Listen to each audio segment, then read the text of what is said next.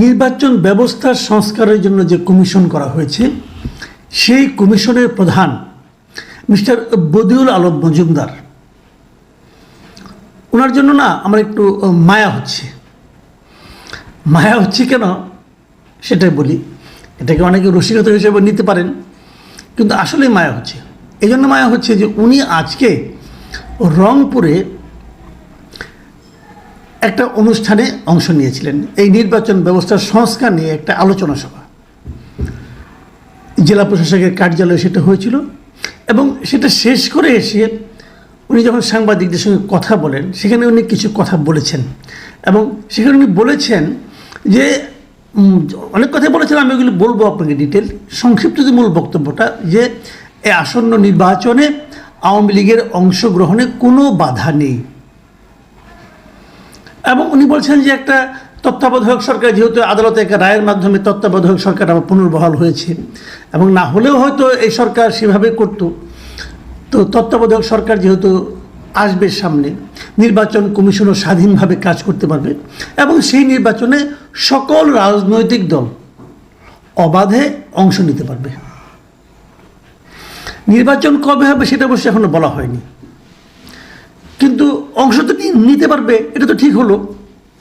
এখন আমি ওই প্রসঙ্গটা বলি যে কেন ওনার জন্য মায়া হচ্ছে। এই যে আওয়ামী লীগের জন্য কোনো বাধা থাকবে না উনি যেটা বললেন, এইটার বলার প্রেক্ষিতে ওনাকে সামনে এখন কি কি সমস্যার অথবা কি কি প্রতিরোধের অথবা কি কি বাক্যবান ওনার উদ্দেশ্যে নিক্ষিপ্ত হবে এবং ওটা ওনাকে সহ্য করতে হবে, সেটা নিয়ে একটু সম্ভাব্য আলোচনা করি। সম্ভাব্য এই কারণে যে মাত্র গত কয়েকদিন আগের ঘটনা, 16 ডিসেম্বর বিকেলে রাজধানী শাহবাগের নাগরিক কমিটির একটা বিজয় র্যালি ছিল এবং সেই বিজয় র্যালি শেষে একটা সমাবেশ হয়। নাগরিক কমিটি নিশ্চয়ই বুঝতে পারছেন, এই বৈষম্য বিরোধী ছাত্র আন্দোলনের এই গণ আন্দোলন যেটা হয়েছে এবং তাদের মধ্য থেকে কিছু লোক যে একটা নতুন সংগঠন করেছে, সেই সংগঠনের নাম হলো জাতীয় নাগরিক কমিটি। সেই নাগরিক কমিটির যে সমাবেশটা হয়েছে 16 তারিখে, সেখানে নাগরিক কমিটির যিনি আহ্বায়ক মিস্টার নাসিরউদ্দিন পাটোয়ারি, তিনি খুব জ্বালাময় কিছু কথা বলেছেন। উনি কি বলেছেন? উনি বলেছেন যে আওয়ামী লীগকে এবং শেখ হাসিনাকে এদের বিচার হওয়ার আগ পর্যন্ত, শেখ হাসিনার বিচারের আগ পর্যন্ত দেশে কোনো নির্বাচন হবে না। এখন শেখ হাসিনার বিচার হতে কতদিন লাগবে? নাসিরউদ্দিন পাটোয়ারি সাহেব তো নিশ্চয়ই জ্ঞানী মানুষ, বাংলাদেশের বিচার ব্যবস্থা সম্পর্কে ওনার ধারণা আছে। নাসিরউদ্দিন পাটোয়ারি যে কথাটা বলেছেন যে শেখ হাসিনার বিচারের আগে এই দেশে কোনো নির্বাচন হবে না, পরিষ্কার কথা। এবং শেখ হাসিনার বিচার যদি আপনি আজকে শুরু করতে পারেন তাহলেও কয় বছর লাগবে? তারেক রহমানের বিচার কিন্তু আওয়ামী লীগ শুরু করেছিল এবং আমি এখনও মনে করি তারেক রহমানের সেই বিচারের যে ইন্টেনশনটা ছিল সেটা ছিল পলিটিক্যাল। তার মানে কি, আওয়ামী লীগের পলিটিক্যাল একটা বিচারকে আওয়ামী লীগের তাড়াতাড়ি শেষ করার কিন্তু একটা আর্জেন্সি ছিল। তারপরেও তাদের ক্ষমতা ত্যাগ করা পর্যন্ত 1 দশকেও তারা কিন্তু সেই মামলা শেষ করতে পারেনি। কারণ মামলার কতগুলি বিষয় থাকে, মামলাতে দুই পক্ষে বিচারক, দুই পক্ষে আইনজীবী থাকবে, সাক্ষী থাকবে, মানে অনেকগুলো ধাপ আছে। কিন্তু আপনি চাইলেই হুট করে একটা মামলার বিচার করতে পারবেন না, সময় লাগবে ভাই। তো যদি মনে করেন, সেটা আমরা দেখেছি এই ধরনের বিচার করতে 10 বছর 15 বছর পর্যন্ত লেগে যায়।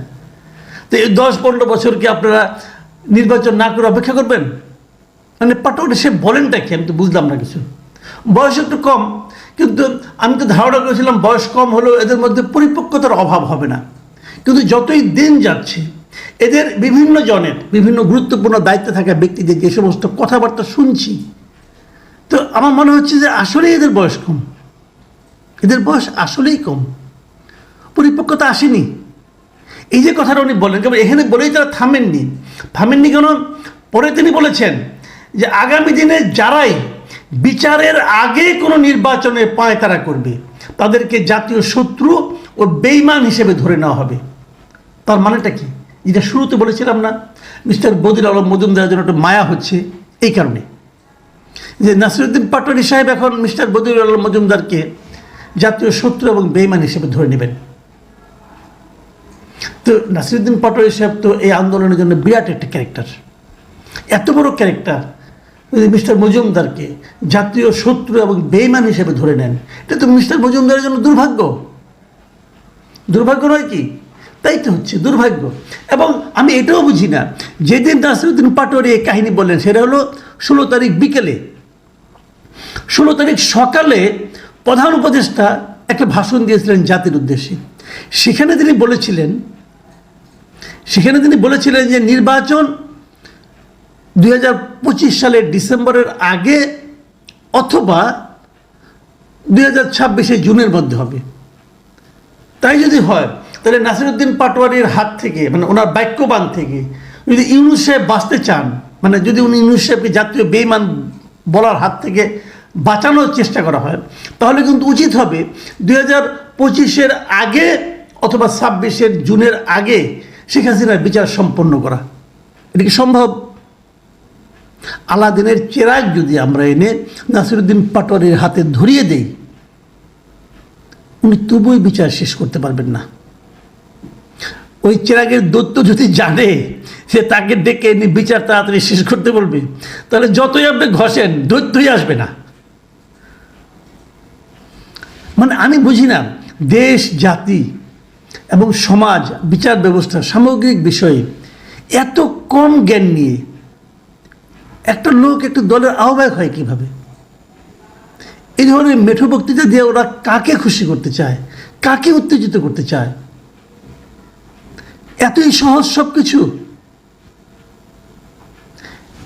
এই হলো কি অবস্থা আমাদের দেশের। এবং ওনার আরেকটা কথা আমি বলি, যে কথাটা খুবই গুরুত্বপূর্ণ আমি মনে করি, এটার একটা আন্তর্জাতিক এটার একটা আপনার প্রভাব পড়তে পারে। উনি কি বলেছেন? বাংলাদেশে আওয়ামী লীগকে পুনর্বাসিত হতে দেওয়া হবে না উল্লেখ করে নাগরিক কমিটির এই নেতা বলেন, সামনে এখন দুটি শত্রু, একটি হলো মুজিববাদ আর একটি হলো হিন্দুত্ববাদ। এই দুই শক্তিকে দক্ষিণ এশিয়ায় মোকাবেলা করতে হবে। দেখেন, মুজিববাদ আলাপ আমি সরে রাখলাম, কারণ মুজিববাদ কি জিনিস ভাই আমি বুঝি না। মুজিববাদ উনি কোথায় পেলেন আমি তাও বুঝি না। আমি স্বয়ং শেখ হাসিনাকে কখনো মুজিববাদ শব্দের উচ্চারণ করতে শুনিনি। নাসিরুদ্দিন পাটোয়ারি কোথায় মুজিববাদ পেলেন আমি জানি না, ওই আলোচনা বাদ। মুজিববাদ নামে একটা বই ছিল, লিখেছিলেন খন্দকার মোহাম্মদ ইলিয়াস। সেই বইটা আমার পড়ার সুযোগ হয়েছিল। ওটা কিছু না ভাই, ওটা কোনো বইয়ের জাতি হয় নাই। লিখেছিলেন একজন লোক, উনি বঙ্গবন্ধুর আত্মীয় ছিলেন, লিখছেন মুজিববাদ বলে কোনো বাদের কথা কেউ বলেনি অফিসিয়ালি। বঙ্গবন্ধু শেখ মুজিব কখনো বলেননি উনি মুজিববাদ কায়েম করতে চান, বলেননি। পারলে খুঁজে বাই করে দেখেন, পাবেন না। শেখ হাসিনাও কখনো বলেনি উনি মুজিববাদ কায়েম করতে চান। নাসিরুদ্দিন পাটোয়ারি কোন অদৃশ্য শত্রুর বিরুদ্ধে লড়াই করতে চান উনি জানেন। আরেকটা কথা উনি বলেছেন যে হিন্দুত্ববাদের সঙ্গে উনি লড়াই করবেন। হিন্দুত্ববাদ কোথায়? এটা কি আপনার দেশের কোনো সমস্যা? বাংলাদেশে কি হিন্দুত্ববাদ কোনো সমস্যা? হিন্দুত্ববাদ বেসিক্যালি বিজেপির একটা রাজনীতি, সেটা ইন্ডিয়ার মধ্যে সীমাবদ্ধ, সেটা ইন্ডিয়ার একটা পলিটিক্স। তো আপনি ওটাকে এখানে নিয়ে আসছেন কেন? নাকি আপনি ইন্ডিয়ায় যে ইন্ডিয়ান পলিটিক্সের বিরুদ্ধে ফাইট করতে চান? বোধহয় চান। এটা বললাম কেন? উনি বলেছেন এই দুই শক্তিকে দক্ষিণ এশিয়ায় মোকাবেলা করতে হবে। দক্ষিণ এশিয়ায় মানে ইনক্লুডিং ইন্ডিয়া। তো ইন্ডিয়ায় যে আপনি কীভাবে মোকাবেলা করবেন ভাই? আপনি এত জোর, আপনার এত ক্ষমতা, বুঝি না। ব্যাপারটা পুরোটাই আমার কাছে কনফিউজিং মনে হয়। এখন এটাকে আমার কাছে কনফিউজিং মনে হয় নাকি ওনারা কনফিউজড, এটা আমি বলতে পারবো না। প্রিয় দর্শক, আপনারা এই লোকগুলির না বক্তব্যগুলি আগামীতে একটু খেয়াল করবেন যে এরা কে কি বলে এবং এই কথাগুলির মধ্যে কোনো ধারাবাহিকতা আছে কিনা, এই কথাগুলির মধ্যে কোনো সারবত্তা আছে কিনা একটু খেয়াল করে দেখবেন। কারণ এরাই কিন্তু আমাদের আগামীর ভবিষ্যৎ বলে আমরা অলরেডি ভাবতে শুরু করেছিলাম। আমি তো করেছিলামই। আমি কিন্তু ভাবতাম এই ইয়াং জেনারেশনই আগামীতে আমাদের নেতৃত্ব দিবে, কিন্তু এখন কিন্তু আমি একটু দ্বিধান্বিত হয়ে পড়েছি। এই কাদের হাতে পড়েছে নেতৃত্ব? এত কম জেনে, এত কম জ্ঞান বুদ্ধি নিয়ে এরা নেতৃত্বের দাবিদার হবে কি করে? আমি যারা এই সংগঠনগুলি করছেন তাদেরকেও আমরা বলবো সেন্সেবল লোককে নেতৃত্বে নিয়ে আসেন, তা নাহলে কিন্তু আপনারা ডুববেন ভাই। প্রিয় দর্শক, এখন এই পর্যন্তই।